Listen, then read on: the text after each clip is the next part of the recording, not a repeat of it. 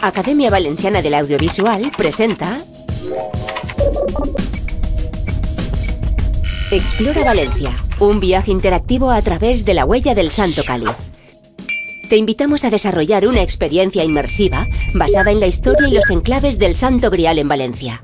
El objetivo es desarrollar un videojuego que invite a recorrer los lugares emblemáticos del Santo Cáliz en Valencia, combinando narrativa, historia, cultura y gamificación.